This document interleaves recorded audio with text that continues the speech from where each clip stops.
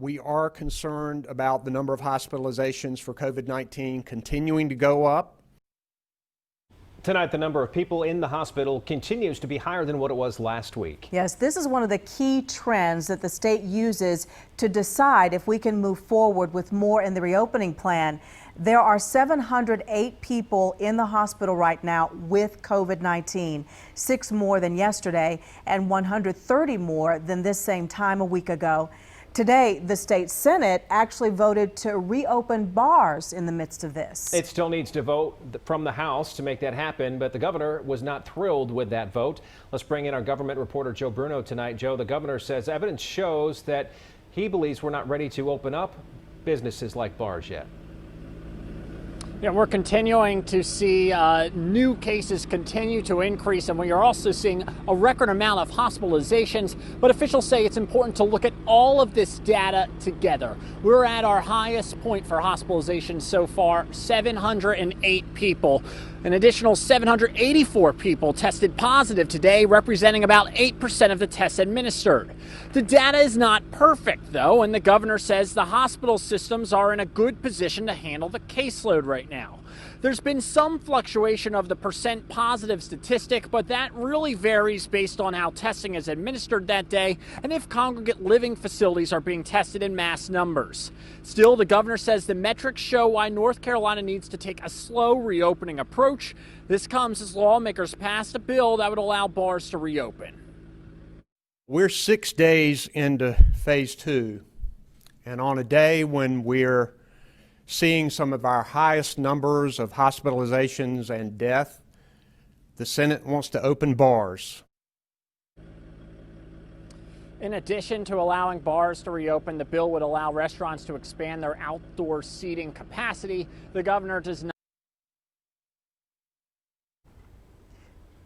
Well, Joe, the president gave Governor Cooper a deadline of 1 week to decide if Republicans could pack the Spectrum Center for the Republican National Convention. The governor addressed that as well. The governor says that he would like for the RNC to be in Charlotte. We don't know yet if it would be able to be at full capacity. The governor said that he wants to hold the event, but of course it has to be safe. And Dr. Mandy Cohen says they asked the RNC for its plans on how they would propose to hold the RNC. Well, the governor and North Carolina DHHS confirmed that the RNC has not yet responded to that request for information, so they don't yet have that to act on. Now we want to take a look at cases in North Carolina. 784 new cases reported today with more than 10,000 tests conducted. 8% of those tests came back positive. In South Carolina, the percentage of positive cases dropped from 7% to 2.6%. There were more than 150 new cases, and the state reported 4 more lives lost. When children are in school, teachers see them every day there's class. They can keep an eye on them. But with remote learning, one district says it can't now get in touch with some middle and high school students. Our Greg Suskin is in Chester, where the district and sheriff's office are teaming up to check in on those kids. The last official day of school here is tomorrow, but while students have been learning at home, some have had very little or no contact with their teachers all this time. The sheriff decided to get involved to check and make sure they're okay. We rode along with school resource officer Wanda Alexander. She checked on students who haven't talked with their teachers.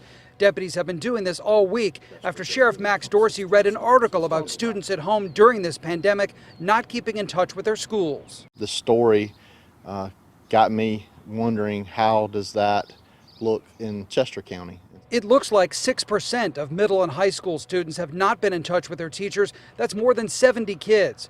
The sheriff contacted Superintendent Angela Bain, who spoke with me on Zoom. If we have kids who haven't checked in, are they all right? Dr. Bain says they've accounted for all elementary students, but some older students haven't been heard from since March 13th, the last day they were on campus. We've been trying to do everything that we can, contacting parents, sending registered letters, sending emails, making calls. The parent that Deputy Alexander talked to while we were there didn't want to be on camera, but told me she'd been emailing teachers but was overdue turning in her child's end-of-the-year packet. Sheriff Dorsey says this isn't just about missing classwork, but checking for possible signs of neglect, things a teacher in class would often catch. They can pick up on clues, how they're dressed, if they're sleepy, if they're hungry. And so that's an extra level of protection that these students don't have right now. I asked the sheriff, since they've been doing these welfare checks since earlier this week, have his deputies run into any problems? He said so far, thankfully, no. Back to you. Thank you, Greg. And he also did reach out to other districts in the area trying to get their numbers. Only Rock Hill had numbers to share, and they said 803 students are considered non-responsive in remote learning. That's about 4.6% of their student population. They say they're still making attempts to try to reach all those kids. DSS says the number of reports that they've had since school closed has dropped quite a bit, 43% in Mecklenburg County compared to the same time last year. If you know a child in need of help, jot down this number, 980-31-HELPS. It's the number to report suspected child abuse or neglect in Mecklenburg County. For the first time in its 124-year history, the Boston Marathon has been canceled. Instead, they're going to have a virtual race. Runners will just verify they did all 26.2 miles on their own. The race had been pushed back to September, but today they just canceled it completely for this year.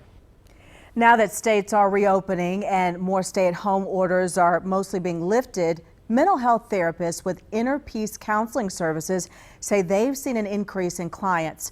They're trying to reestablish relationships that were broken before the pandemic through therapy they've received during the outbreak. I have a few clients who have been estranged from family, who are working towards in therapy how to get back close to their family, how to reintegrate back into those relationships, how to repair those relationships, because they realize now that they're isolated that they need their families, they need their spouses, they need their partners, and they want to be closer to their children. Channel 9 is working with Atrium Health to go in depth, looking at the challenges faced by parents, healthcare workers, people struggling with addiction, and those who've lost jobs. We want you to join us for a special program, Eyewitness News Mental Health Check. It airs tomorrow at noon right here on Channel 9.